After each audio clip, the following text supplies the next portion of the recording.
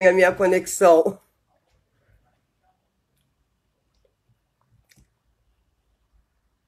Caiu a minha conexão aqui rapidinho, gente.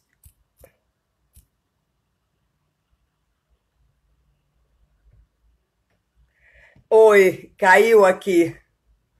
O Renato respondeu.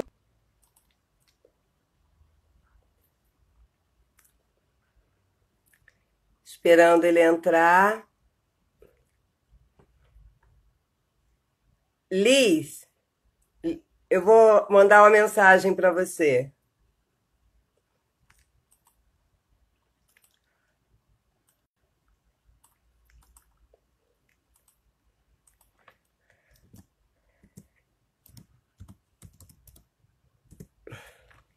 Já te mandei. Já mandei o convite. Ele está aqui comigo no WhatsApp. Ah, agora sim. Ele me enviou uma solicitação. Acho que agora vai. Aguardando. Olá, tudo bom? Ah, deu Vamos, certo. minha querida. Deixa eu Como ver se assim vai, é meu melhor. querido? Como vai, não sei como é que é o negócio, fica melhor, porque a luz é terrível. E Não, fica melhor assim, assim. eu sempre me embanando aqui. E é a primeira vez que eu chamo alguém. Eu sempre sou chamada. Então eu estava toda perdida. Gente, boa Show, noite. Bom te ver, meu show, show, amigo. show, show. Muito bom te Bom te ver. ver, querida. Primeiro que a gente pode dar um abraço, só se ajeitando aqui, a melhor maneira aqui, eu acho que talvez fique melhor assim, eu acho. Melhor. Muito Melhorou aqui, bom. que eu tô com uma casa aqui guardando livro, arrumando as coisas, não sei como fica aí. Melhorou? Não, Acho que tá não bem, né? vamos tocar nesse assunto. Então, eu estou há não sei quantos dias em reuniões. Então, a casa tem que ser organizada em algum momento, eu só não sei qual. Tem, Deixa eu, tem. não tenho nem ideia, é meio isso. Gente, Acho que boa melhorou aqui. noite. Pronto. Eu estou Boa aqui noite, com querida. Acho um que é isso grande aqui. amigo, que é isso, né, Renato? São 20 anos, Renato. 20 anos, verdade. Jorge, eu lembro de Jorge dando Alberto Camus. Conheci Jorge, a gente se conheceu garotos, né? Garotos, Jovem, crianças, garoto. crianças. É. Éramos E crianças. sempre mesma coisa de Jorge não muda, né? Jorge não muda, mesma Ah, coisa aí. não, que isso, os anos passaram, Não, meu muda um amor. pouco. Sei que não mudou. Não, muda um pouco, a gente. Muda um pouco com os fios brancos, talvez, né? Oh, Eu tenho bastante. Eu tenho bastante fios brancos, né? Dá pra ver meu caso aqui, né? Não são poucos fios brancos. mas é É, muito bom ter aqui, né, no nosso aqui conversando, né, com o NEAB. A gente tem feito ao longo desse período essas lives e é super importante. Assim, você já teve na UFA algumas vezes, eu tenho sempre o prazer de te ver. Deixa eu apresentar um pouco quem é esse Renato. Porque o Renato é o meu amigo, Renato, um cara que a gente tomava uma cerveja no boteco pode e crer. dizia que um dia a gente tinha que entrar na universidade para mudar o jeito que ela era, né, Renato? Verdade, é verdade.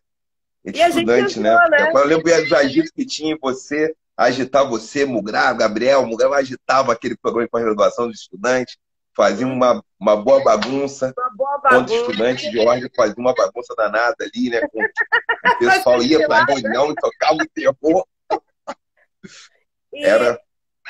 e a gente Eu entrou. lembro Eu acho cada legal história que que a eu gente está lembro aqui aqui, hoje, cada né? história que eu lembro, né? Cada história que a gente lembra, que eu falei, caramba.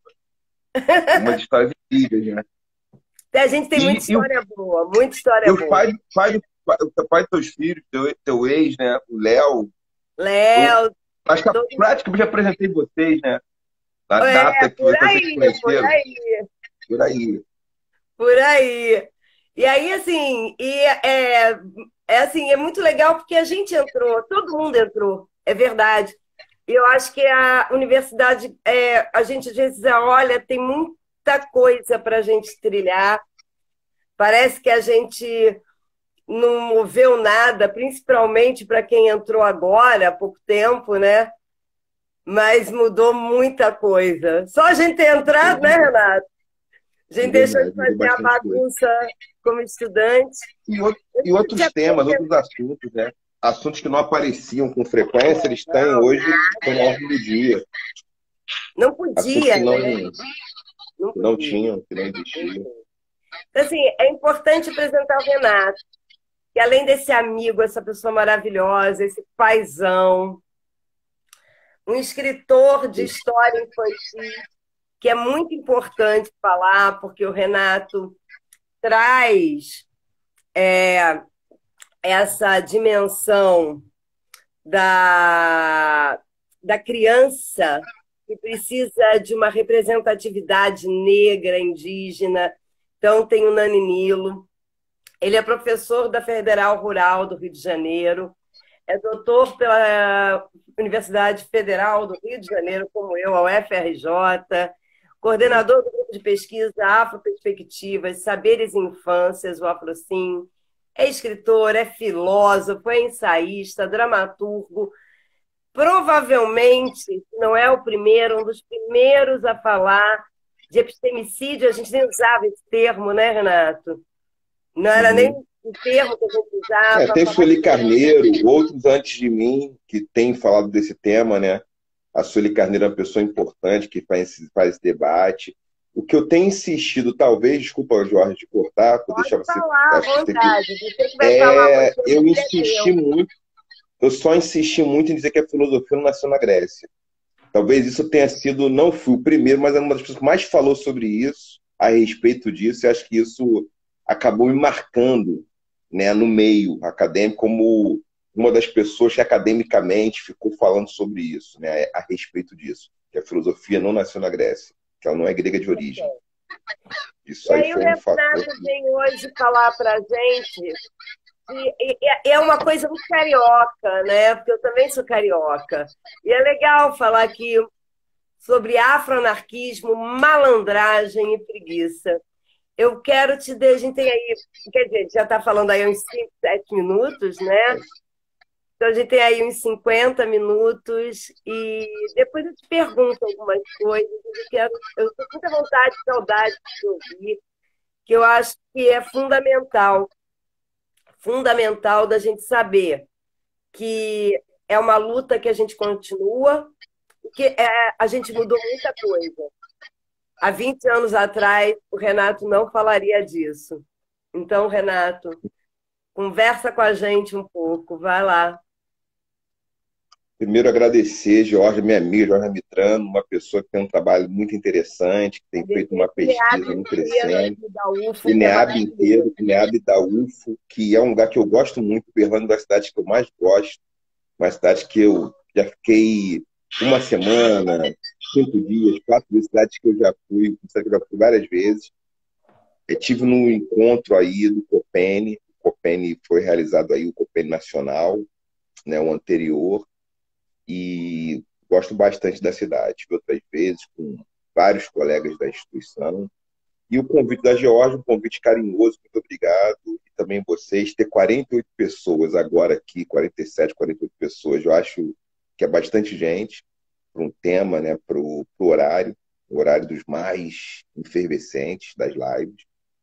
O que eu tenho trabalhado? Tem um texto na N-1 que o Peter Pilbach tem organizado, uns textos que são lançados, reflexões contemporâneas, e o meu acabou se tornando, tomando esse título, né? Afroanarquismo, Malandragem e Preguiça. Um texto provocativo que tinha como discussão trazer à luz autorias como Mãe Estela de Oxóssi, Sueli Carneiro, Abdias do Nascimento, Nego Bispo, interlocutores, interlocutoras que não são necessariamente vistas e vistos como acadêmicos, a Sueli é uma acadêmica, mas vamos supor, o Nego Bispo não é alguém da academia, o próprio Abdias, que é um intelectual interessantíssimo, não é alguém que a academia acolhe, e falar sobre isso, a respeito disso. Qual é a discussão que eu tenho feito nos últimos anos com mais intensidade, entre elas? Hoje me dedico muito às discussões da infância, me dedico a discutir infância bastante, infâncias negras, relações étnico-raciais, educação das relações étnico-raciais no campo das infâncias. Isso eu me interesso bastante. A minha base é filosófica, eu atuo em dois programas de pós-graduação, o de filosofia e o de educação. No de filosofia, eu tenho orientado trabalhos de mestrado a respeito, por exemplo, de Attila Mbembe, Franz Fanon. Eu tenho orientado esses pensadores, então acolho pessoas como Angela Davis. Então, tenho estudado autores e autoras que não necessariamente tem muita gente orientando. Na educação, eu tenho trabalhado com o campo das infâncias. Então, história de crianças africanas no Brasil, trabalhado com literatura infanto-juvenil, infantil, representação, representatividade, vários temas dessa ordem. Então, é um pouco o que eu tenho feito. E esse artigo é uma provocação para pensar o seguinte, para pensar um pouco alguma coisa que é importante dizer, né? Que o Perry Clastres, de alguma forma, né, ele diz uma coisa que é parecida com aquilo que um outro cara polêmico, é o Jerry Demon, que é biogeógrafo, e um cara que eu gosto muito, senegalês, pensador africano, que é o Cheikh Anta Diop, eles três falam em algumas coisas que, mais ou menos, eu tenho chamado de sociedades estáveis e sociedades em crise. As sociedades estáveis são aquelas sociedades que a gente pode dizer que o protótipo frequente dessas sociedades está na África e na América dos povos indígenas, povos originários. Enquanto as sociedades em crise, a gente vê modelos civilizatórios euroasiáticos como muito comuns. Então, dentre coisas que essas sociedades fazem com mais frequência, as sociedades em crise, elas sempre criaram cativeiros para domesticação animal, por exemplo. Nunca as sociedades africanas e dos povos originários da América não tivessem criação de animal. Com menos frequência, eram mais caçadoras-coletoras. Isso era mais frequente nessas sociedades. Isso é uma relação com o meio ambiente, uma relação com a natureza, né? Então, essas são algumas questões que eu acho que é uma delas. Outra é que a modernidade ocidental ela radicalizou um certo projeto civilizatório das sociedades que eu chamo de crise, que são sociedades que elas querem o Estado e elas têm um projeto de futuro. E o futuro organiza as ações do presente. Então, em certa medida, as sociedades elas protocolam que o futuro vai ser melhor que o presente. E por isso, elas são sociedades que têm um tipo de coisa que o Ailton Krenak, que é o mestre, para mim, o Krenak fala, que é uma adicção pela novidade, que é um vício pelo novo, uma ideia de inovação contínua e constante. Isso já estava presente no protocolo da modernidade ocidental como projeto civilizatório, do colonialismo, colonizar o mundo e inventar que o futuro é melhor, que a gente pode inovar. Nunca as sociedades dos povos originários e africanas tradicionais não tivessem ideia de futuro. Isso seria uma loucura dizer isso. Seria não compreender. É que elas se organizam a partir de uma tradição, a partir do passado, né? Essas sociedades se organizam compreendendo que o passado tem repertório suficiente para garantir o que vem. Que o passado não é alguma coisa a ser superado, mas é algo a ser revitalizado e é alguma coisa com a qual nós temos que manter uma conexão. Essa é uma diferença. Então, não estou a dizer de modo romântico que as sociedades estáveis, aqui que eu chamo de sociedades estáveis, elas são melhores. Porém, elas favorecem uma relação biocósmica ou biofílica, que eu estou a chamar de biocósmico, biofílico, pautado naquilo que Mãe Estela de Oxóssi, aquilo que Nego Bispo nos ensina, é que são sociedades que elas valorizam a vida e que a vida não pode ser colonizada e que não pode se criar zonas de sacrifício o tempo inteiro. As zonas de sacrifício são criadas nesse mundo contemporâneo, onde o Estado se separa da sociedade e a natureza pode ser um supermercado para a gente pegar bauxita, urânio, tirar pedras preciosas. É como se os bichos fossem também ali, eu posso comer carne, só tirar ali do açougue, sem compreender o processo. Com isso, não estou a dizer que as pessoas não mudam seus hábitos alimentares, mas a ideia de caça é uma ideia sustentável, diferente da ideia de criar cativeiros enormes com vários riscos, inclusive riscos de multiplicar micro-organismos perigosos para o ser humano. Porque se eu faço que vivam porcos, galinhas, frango, não sei mais o quê, você tem micro-organismos possíveis, certos vírus e bactérias, que podem proliferar. Então, assim, HN1, várias dessas doenças têm origens em processos de confinamento animal. Então, eu estou aqui fazendo uma tempestade de ideias para dizer que o modelo que a gente tem civilizatório, que é um modelo o capitalismo é um modo operacional dele, mas é mais que o modo de produção, porque tem um imaginário, ou seja, tem imagens, tem formas da gente imaginar a vida, formas da gente conduzir a existência, que tem a ver com nossas mobilizações, nosso desejo. Ele é um modo que não favorece a vida. É um pouco isso, não favorece. Ele é necropolítico. Essa necropolítica que o Attila Bembe trabalha bem, que é um leitor do Fanon, é um pouco isso. Tá? Então, era isso de cara, né? Essa ideia inicial que eu queria trazer como contribuição, como bate-papo. E as perguntas que vierem, o bate-papo que a gente vê aqui, Jorge, tem coisa para falar, e as pessoas que estão aqui assistindo também. É um pouco essa ideia geral. Né? Então, é importante fazer o Clastres aqui, o Diamond, que escreveu Armas, Germes e Aço, e o Sheikh Anta Diop, que é referência, porque ele fala em berços civilizatórios, né? Um berço que é euroasiático e um berço africano, que ele se concentra no berço africano, para explicar essa diferença de relação que a gente tem com as coisas. Isso não quer dizer que não tenha guerra, não tenha conflito nas sociedades dos povos originários e dos povos africanos. A questão é, a guerra e o conflito, os vencidos, ou os que são temporariamente derrotados, vamos dizer assim, eles não são derrotados para serem humilhados. Eles, pelo contrário, existe um aspecto interessante nessas sociedades, que é a xenofilia, que é aprender com o estrangeiro. Por isso que os povos africanos tradicionais recebiam os europeus, como na América se recebeu quem veio de fora. Porque eles tinham, a grosso modo, se a gente falar de uma forma até clichê, me desculpe a expressão clichê, é que são sociedades que fazem mais pontes do que muros, em certa medida. Algumas sociedades, a gente pode definir assim, né, de modo bom para a criança entender. Algumas culturas, elas faziam mais pontes do que muros, e outras mais muros do que pontes, mais muralhas. A muralha da China tem que ter proteção, tem que ter um forte. Outras sociedades faziam pontes, não que elas tinham armas, seus arcos e flechas, suas lanças, mas elas entendiam que tinha alguma coisa para aprender com a língua estrangeira. E elas queriam aprender, queriam aumentar o repertório. Tem uma xenofilia nessas culturas que era assim, o que os outros têm a nos dizer? Vou pegar os povos da África do Oeste, né? Quem fala isso muito bem é o filho do Sotigui Kouyaté, né? Um ator, que é um Digele, um griot. E o Kouyaté ele vai dizer o seguinte, não, é isso. A gente gosta de aprender com o estrangeiro. Eles são bem-vindos aqui.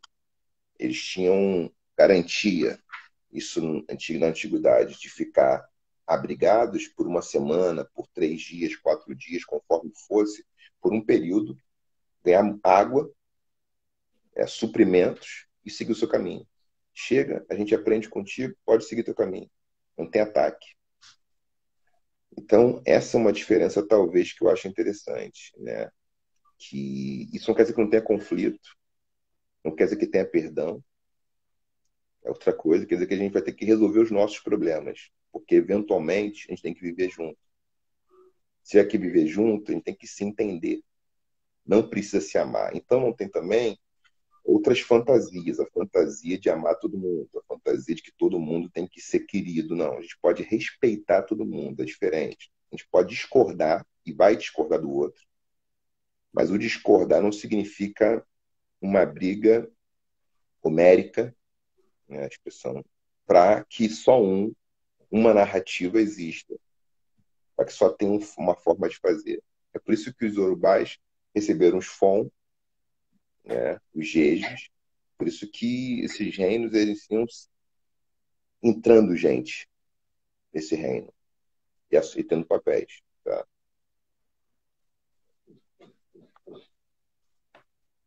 Vou botar o nome aqui da pessoa.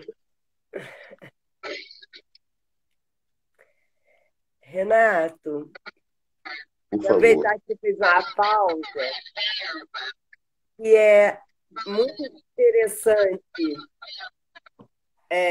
o que você fala, e ao mesmo tempo, você escreve no texto a necessidade da gente caminhar devagar, de caminhar para enxergar, né? E aí você ainda coloca.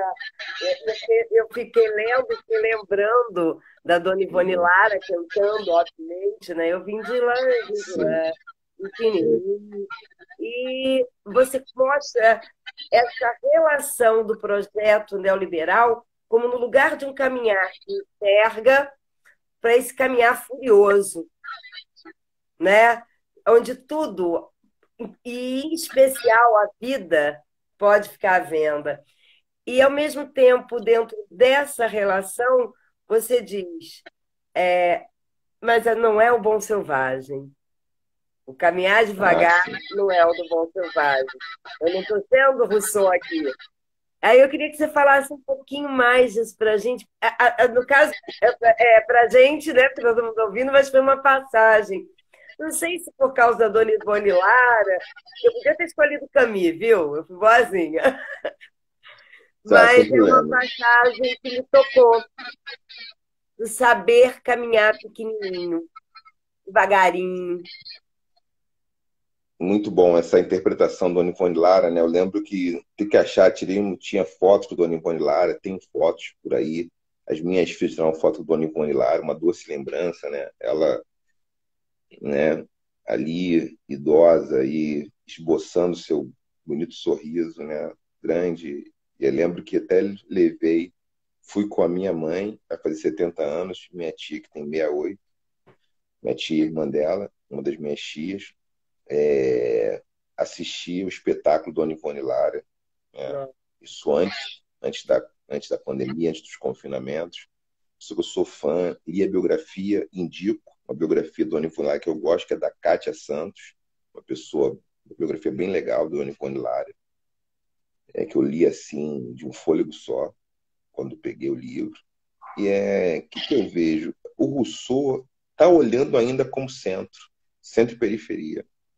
Então, o olhar russoniano, em certa medida, existe ali uma boa intenção, não estou a falar abandonar Rousseau, mas estou a dizer que é o seguinte, não se trata de um bom selvagem, não se trata de selvageria e civilização, não tem essa oposição. São modelos civilizatórios diferentes. Um desses modelos é mais propenso para o etnocídio. Então, alguém comentou, né, etnocida, comentou o Clastres aqui, importante, que essa questão de ser etnocida, ótimo, tem isso sim, tem esse lado de um certo. Ou seja, as sociedades elas partem do seu próprio pressuposto, do seu solo cultural. Agora, não só desautorizar o solo cultural alheio, mas ter uma proposta de eliminá-lo, esse é um grande problema. E aí a música do Ivone Lara é muito isso, né? Um belo samba, ela interpreta esse samba muito belamente, né? Foi pisando devagar. Não pode pisar com pressa. Isso o Krenak ensina. Krenak é um mestre, né? Então, Krenak, uma liderança socioambiental, né, do povo Krenak, que chama o Rio Doce de avô. Eu penso que ele é muito importante para a gente pensar. Acho que ele, Nego Bispo, são os grandes nomes do pensamento brasileiro contemporâneo, né? Junto com outras pessoas como a mãe Estela de Oxóssi, finada mãe Estela de Oxóssi, para citar uma mulher aqui que um cargo de sacerdote. Eu penso que são pessoas fundamentais para a gente entender a sociedade brasileira, para a gente entender o que podemos fazer no mundo contemporâneo. E Dona Ivone Lara, que é uma artista pensadora, né? Uma pensadora artista, porque a potência que a música dela, ou seja, que a música dela propõe, né? A interpretação dela propõe, ela também compunha, era compositora também. Quando ela escreve, quando ela canta, o pisar devagar não é qualquer coisa. É o grau de responsabilidade que nós temos em estar no planeta. Então, é muito difícil mesmo, é muito difícil. Porque existe ainda uma ideia que eu acho que ela está presente, que é uma hipóstase que vem do campo de uma leitura religiosa abrâmica, que ela entra na política, na economia, que é a da tribo eleita. Tem uma tribo eleita que deve herdar o paraíso. Se a gente joga isso em moldes políticos e econômicos, significa que tem pessoas de bem que merecem o reino dos céus. Que merecem o reino dos céus se traduz a que merecem legitimamente a proteção do Estado. Legitimamente o trabalho, a riqueza produzida. Legitimamente visibilidade. Legitimamente direitos. Enquanto outros não. Outros podem ir para o inferno. Então, quando tem tribo eleita, é um problema, né? Então, assim, sociedades em crise, elas têm tribos eleitas. Alguns podem, alguns têm direito. Eu acho que esse é um problema, né, fundamental. É diferente de não amar a todos. Porque eu amar a todos, assim, eu posso amar todo mundo se todo mundo pensar como eu penso. Ou se converter à minha tradição, à minha religiosidade. Reconhecer que não amamos a todos, mas que podemos respeitar, é dizer justamente o seguinte, ó, o auditório é vasto, tem muita gente no auditório. A gente vai vivendo, vai tocando esse barco, com respeito e reconhecendo as diferenças. Que tem diferença, sim. E nem todos pensamos da mesma maneira. E tem grupos não vamos pensar. Não vai ter uma ordem de conversão universal para todo mundo. Mas então nós precisamos de um Estado que garanta a polissemia, que garanta a diferença, que garanta a existência de grupos diversos. Então, esse é o desafio que a gente tem. É um desafio tremendo. E aí, sem fazer futurologia, já tinha gente falando que ia acontecer. O Davi Copenhague, é outro nome que eu não podia esquecer, Davi Copenhague, que escreveu A Queda do Céu, que é um filósofo Yanomami. Davi Copenhague é um xamã. Ele tem um livro de filosofia chamado A Queda do Céu. Eu orientei a primeira dissertação de mestrado em filosofia na Universidade Rural a respeito dele. Tive essa honra com Ian Gabriel, escreveu a respeito do pensamento dele, só a respeito dele. Em breve publicaremos algum artigo, publicar junto com ele. Estou nessa missão, publicar artigos com meus orientandos de mestrado, que já formaram, e doutorado, que estão aí fazendo a educação também, todos. O que acontece? Ele fala da queda do céu, que o céu vai cair, que o homem branco vai deixar o céu cair, vai fazer o céu cair. Ele tem muitas especulações. Muita especulação. Uma delas é isso, são as bactérias, são os vírus. Porque esses vírus, eles seriam um contra-ataque, né? Tem alguns nomes que eu acho que eu uso lá, então, em algumas sociedades da África do Oeste, assim como sociedades aqui dos povos originários aqui da Bolívia, que estão na Bolívia, estão no Peru, os povos andinos, têm uma coisa em comum. Eles falam por exemplo, eles falam do planeta como ser, tá? Então, tem vários nomes para isso. Cada cultura dá um nome para isso, né? Então, tem um ser vivo. E esse ser vivo, ele, quando é machucado por alguma coisa que o compõe, ele tende a expelir. Então, a humanidade, ela acabou fazendo mal ao planeta porque ela não vive de modo harmônico com esse planeta. Esse é o problema. Então, essa ideia de dilapidação, de produzir zonas de sacrifício, de sacrificar o meio ambiente para transformar isso em papel moeda, somente, é um problema, né? Ou seja, não dá para a gente achar que vai fazer o Brasil virar uma buracolândia para a gente tirar minério e que isso vai ser sinônimo de desenvolvimento. Inclusive, tem trabalhos interessantes, cito Ivana Lobo, Lovo, que trabalha com uma discussão crítica da sustentabilidade, assim como Dara Munduruku, que é um filósofo indígena, né, formado em filosofia pela USP, tem doutorado, e é um autor de literatura. E ele faz filosofia com literatura, Daniel. E por que O não que fazer? acontece? Hum? E E por por que não quê? fazer? Sim, sim. Eu acho ótimo. Se fosse com literatura, Eu eu acho ótimo. adoro, particularmente Eu acho que maravilhoso. você já fazia isso com o Albert Camus, né? Tu pegou ali o Camus para fazer isso, eu lembro. Fazia, faço Que é ainda. Eu namoro a maravilhoso. literatura o tempo inteiro. Cita o Camus nesse texto, né? Que é alguém Cita, que o livro cita. dele que mais me marcou primeiro foi A Peste, né? Que me marcou primeiro, né? O momento da vida no planeta passa por riscos. E Sim, você cita A Peste do Caminho, né? O sim. mundo é feito de Um fracas e ricas. Eu escolho ser livro que eu adoro. O Mário Céus, Mário Nelson Carvalho, meu mestre. Mário Nelson Carvalho, meu mestre aí. Idade seria um orgulho, né? Se não fosse o filho do Renato, ser filho do Mário Nelson Carvalho, que está aqui. Mário Nelson, meu querido, uma pessoa que já me ensinou muita coisa, né? Os nossos papos, tanto em São Paulo como em Salvador, tá? Ele apareceu aqui, não posso deixar de falar. Mário Nelson é mestre, uma pessoa com mais de 60 anos, com uma capacidade que passou de 60, aí você pode ensinar muita coisa.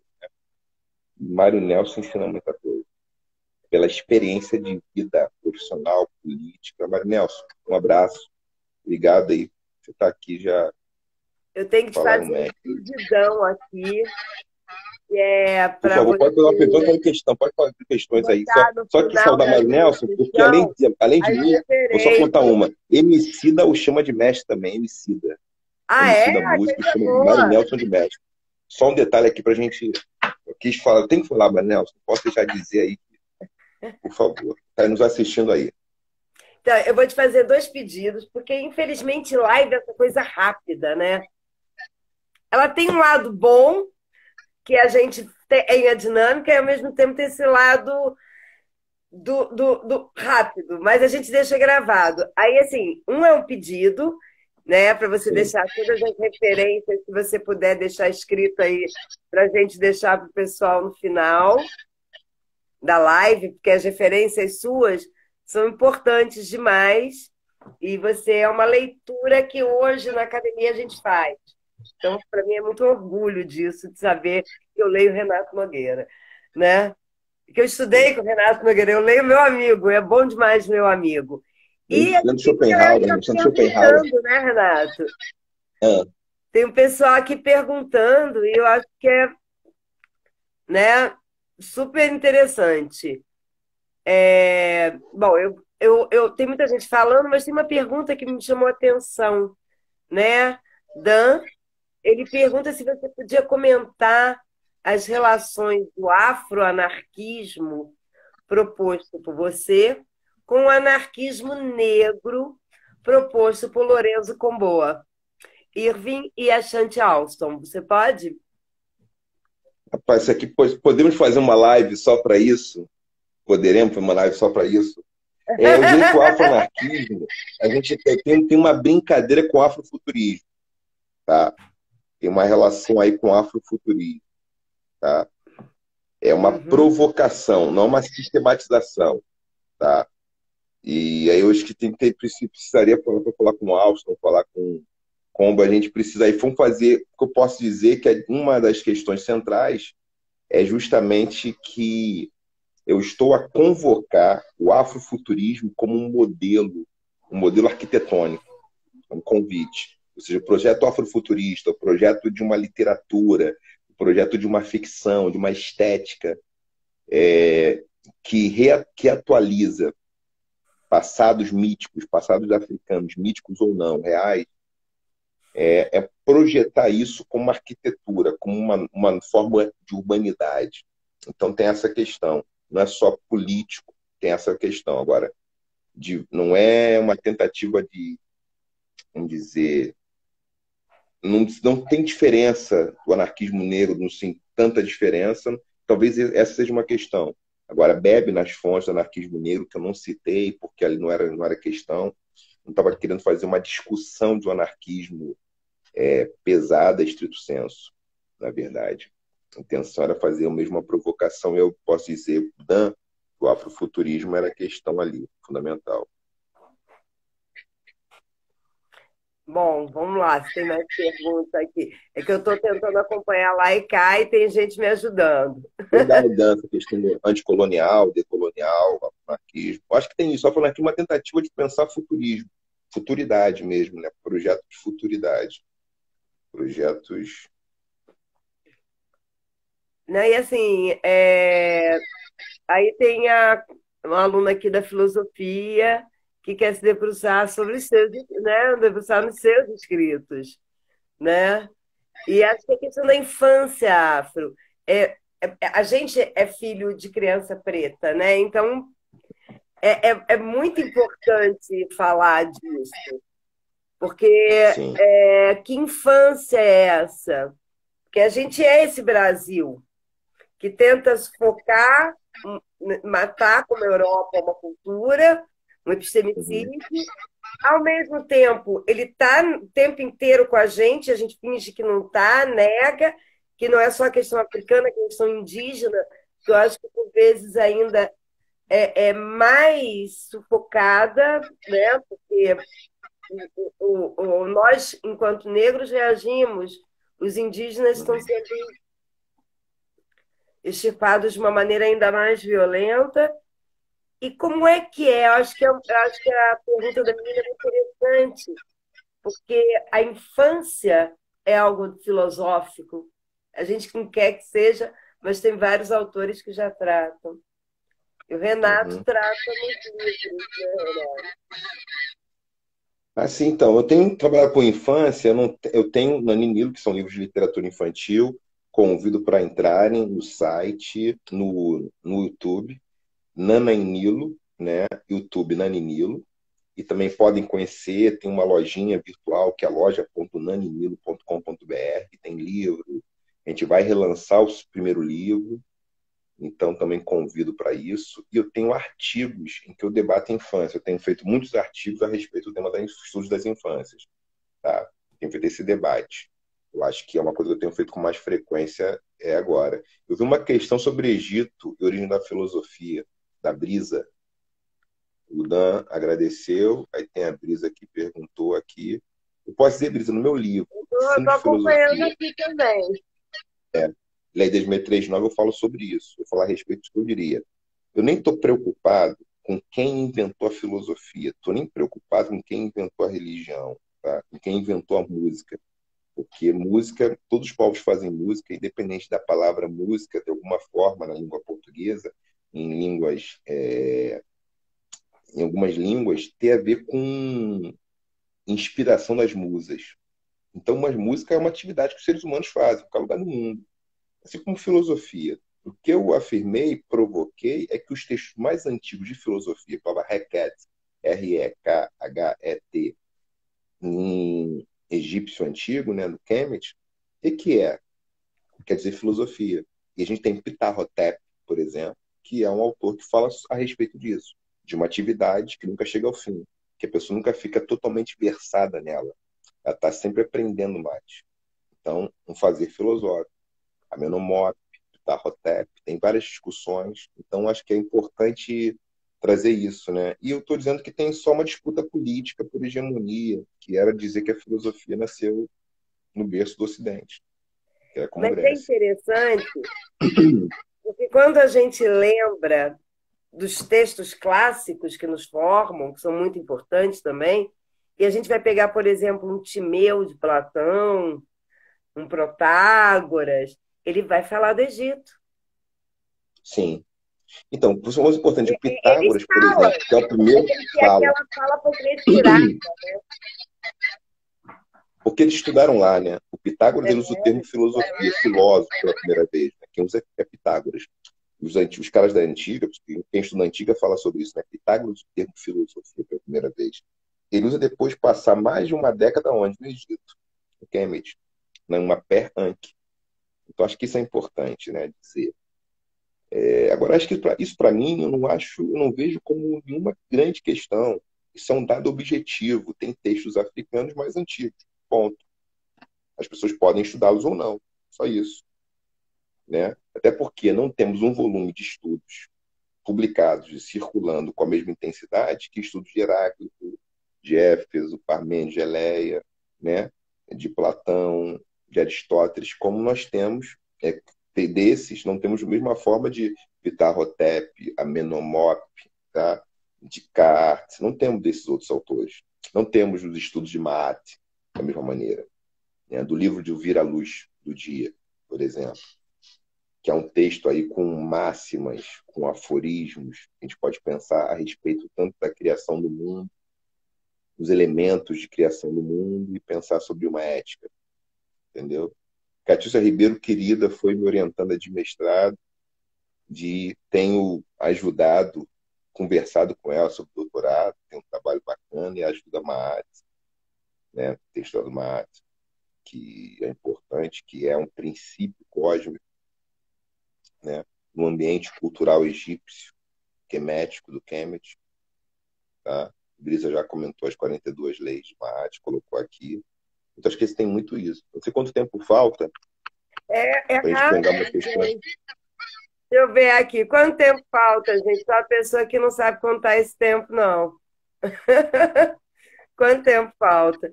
Deve faltar pouco tempo, e deve faltar uns 15, 20 minutos. Eu estou acompanhando aqui, são Pô, 19 15, 20 é h bastante.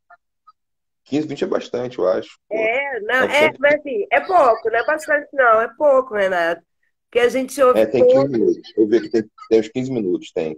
Já entrou, tá ótimo. Tem tempo pra gente trazer mais questões, alguém trazer mais alguma questão interessante. O importante é a gente tem que deixar essas referências que eu acho que você está deixando aí, não é isso?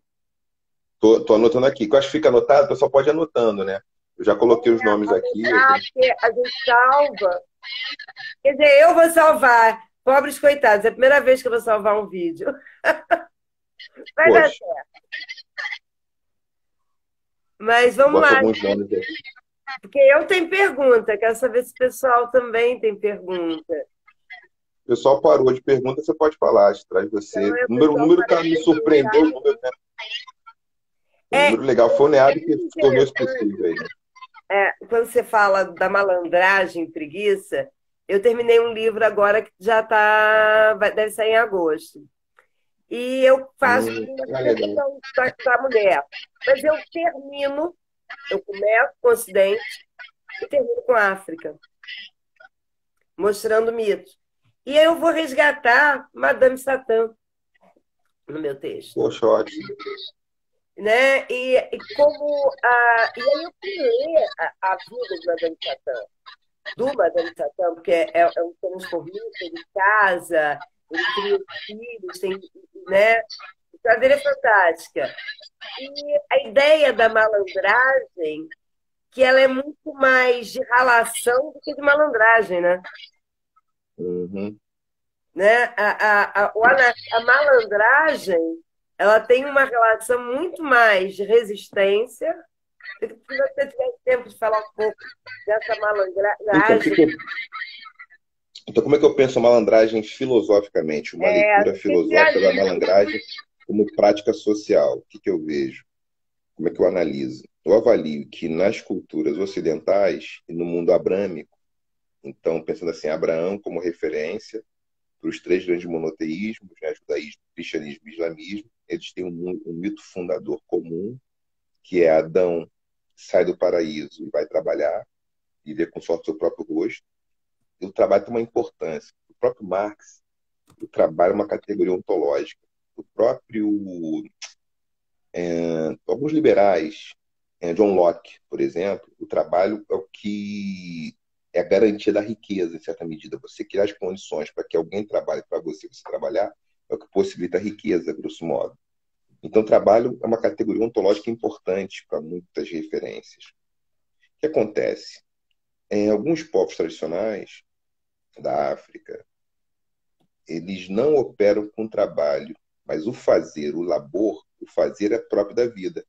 Trabalho é alguma das coisas que nós fazemos, mas não é só o trabalho que enriquece a vida.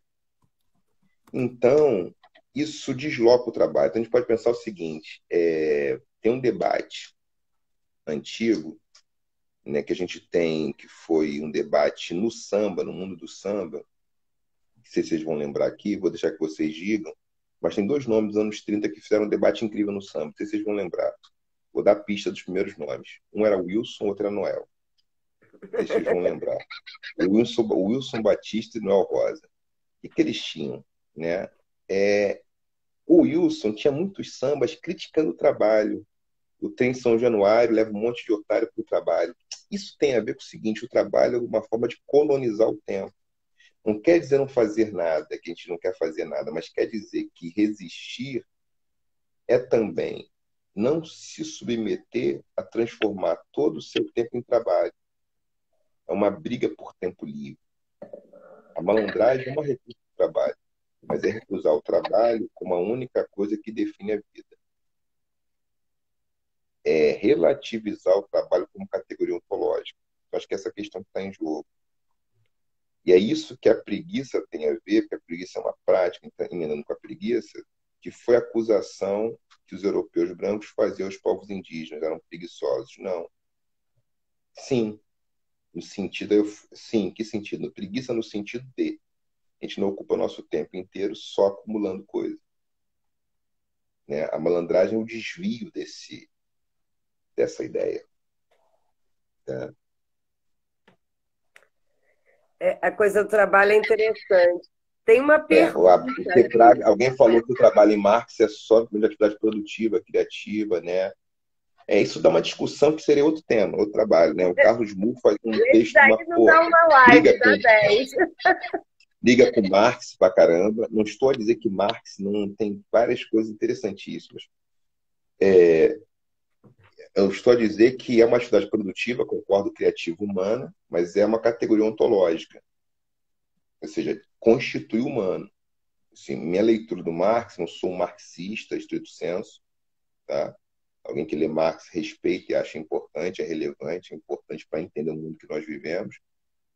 Mas o que eu estou a dizer, que aí entra em choque com outras leituras, é a ideia de definir o humano pelo trabalho, como aquilo que nos diferencia das outras espécies animais, como aquilo que nos caracteriza. Algumas culturas definem os humanos como seres brincantes, e que essa capacidade brincante, ela está também nos bichos. Então essa é uma diferença, tem uma diferença que é de modelo cultural civilizatório.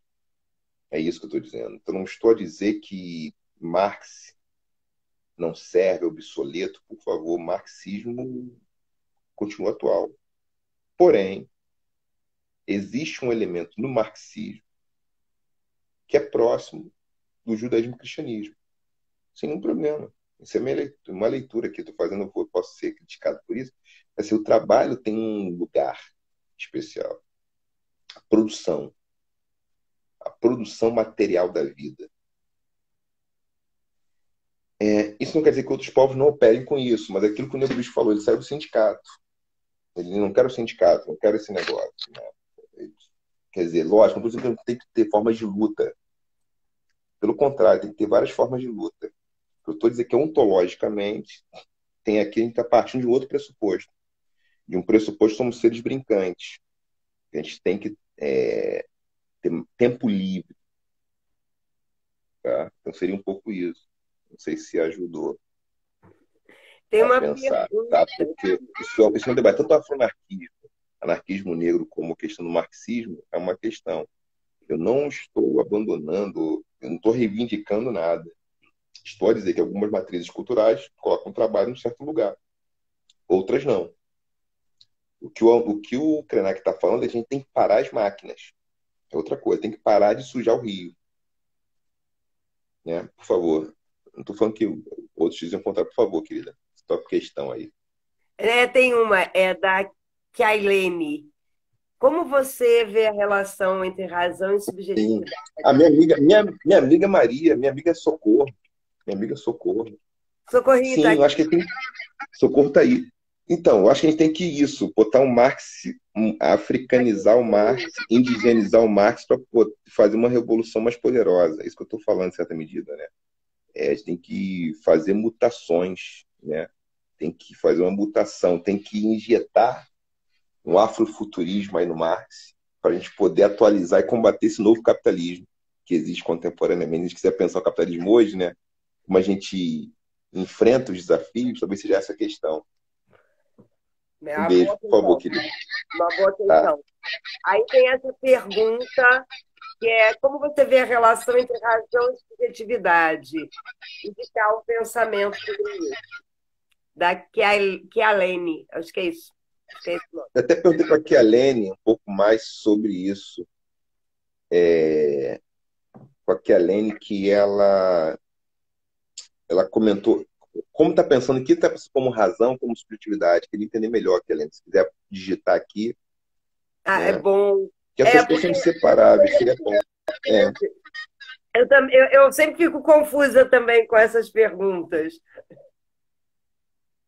é. né? A O que é a razão razão? é a racionalidade. Se quiser preferir racionalidade, tem racionalidade, modos da razão operar. E isso é inseparável da subjetividade. São coisas inseparáveis. Não existe, acho que o Radonassar, autor nosso premiado, que escreveu, é brasileiro, né? Escreveu Copo de Cólera, e tem uma passagem muito boa, eu não me recordo de cabeça, mas que é o seguinte: a passagem que ele diz é que a razão está sempre cheia de emoção, a emoção é fincada na razão, algo assim, não são separáveis, né? Talvez seja uma questão para a gente pensar, Boa questão. entendeu? Não Boa está questão. separado, a Ela, subjetividade não está ela, separada. ela colocou aqui Guimes, grande Guimes. O que você pensa do direito à preguiça do Paul Lafargue? Adoro, gosto muito, gosto muito. Eu acho que é um. Ali tem uma questão, até cito ele, Domenico De Masi, que o Domenico De Masi, que é o sociólogo italiano, que acho que o Lafargue é o cara que inspira ele, né? O cubano francês, o franco-cubano, Lafargue, franco-cubano. Eu acho que é isso, né? E tem uma proximidade com o pensamento do Marx. É isso, o direito à preguiça, é fundamental, entendeu? Isso é indispensável a gente pensar alguma coisa, tá? Junto com ele tem caminhos para pensar coisa. Eu acho que é um autor que precisa ser relido, ser revisto. Eu cito ele no trabalho, eu comento ele nos trabalhos meus, papá. Gosto muito. Tinha uma outra questão, né? Tem uma da Brissac, da Tatiana. Brissá é Tatiana. A Tati pergunta o que você acha do ecossocialismo? Eu acho que é uma discussão importante. Dizer assim, como posso dizer isso? Num debate, mas bem rapidamente, né? Sucinto, para a gente aproveitar o nosso tempo. O Essa é ecossocialismo, a precisa, hein? A agenda é gente uma já agenda tem. legítima. É uma agenda legítima. Só que, assim, a questão ambiental, ela está bem encampada na agenda do capitalismo contemporâneo, neoliberal. Ela foi bem encampada, tá? Os liberais sérios hoje se preocupam com a questão ambiental. Quer liberar hoje, ele tem isso na agenda, tá? Então, o ecossocialismo, ele, para que ele perca, a gente tem que pensar sobre, tem que avaliar como é que ele se diferencia do projeto liberal, dos liberais sérios que reivindicam, sim, uma defesa da pauta da agenda ambiental.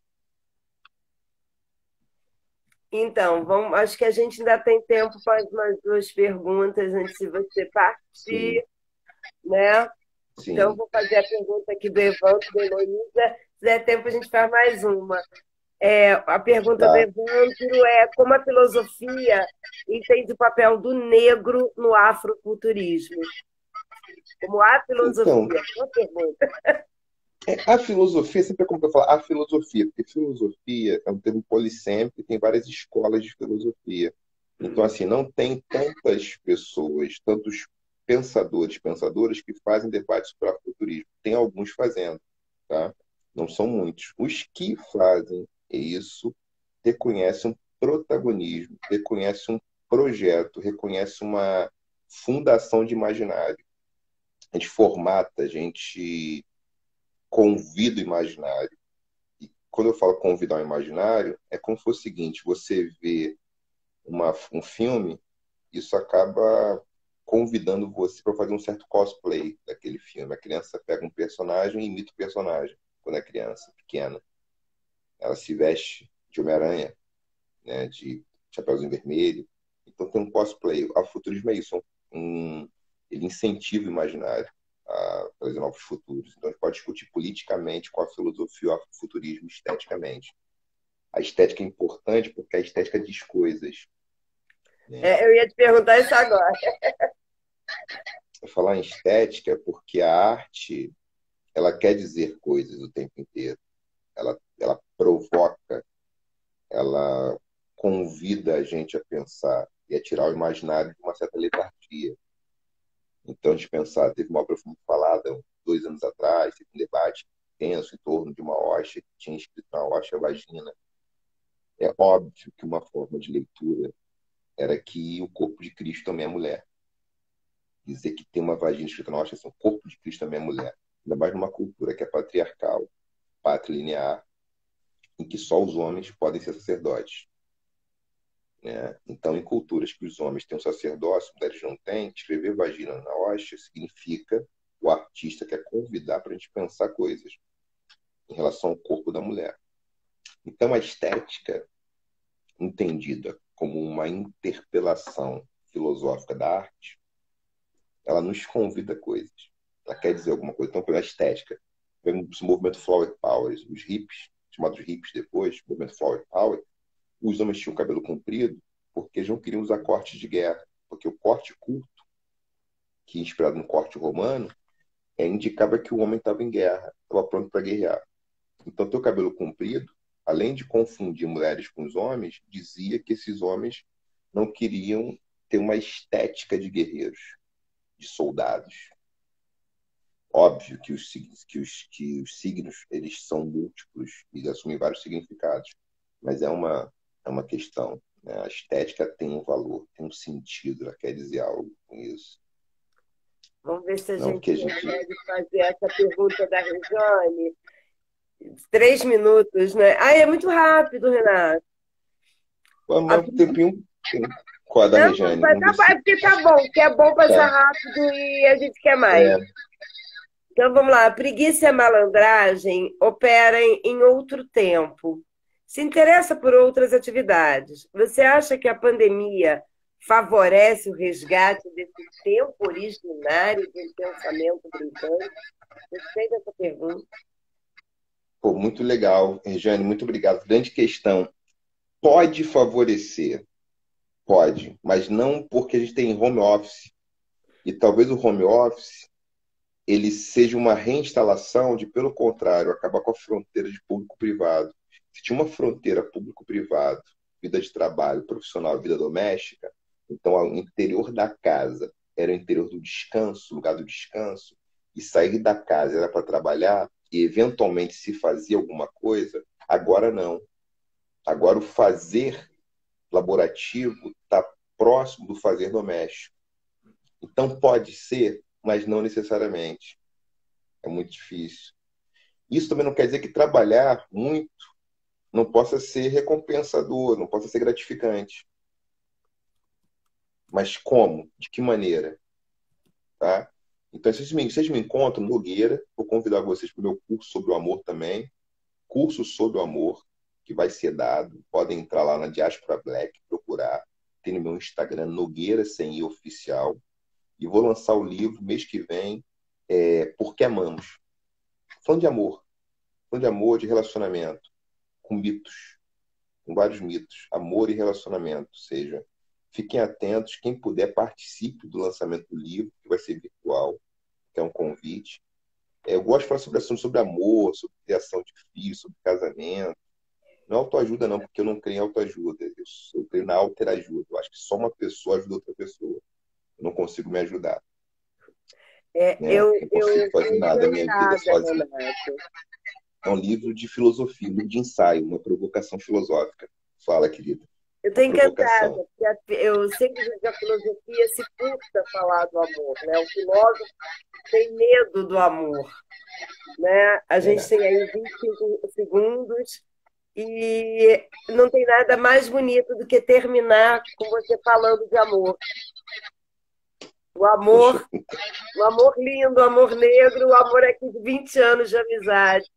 Obrigada demais, Cira, Renato. um beijo grande você pelo É, eu não convite e tenho. que nos encontrem. Vamos lá no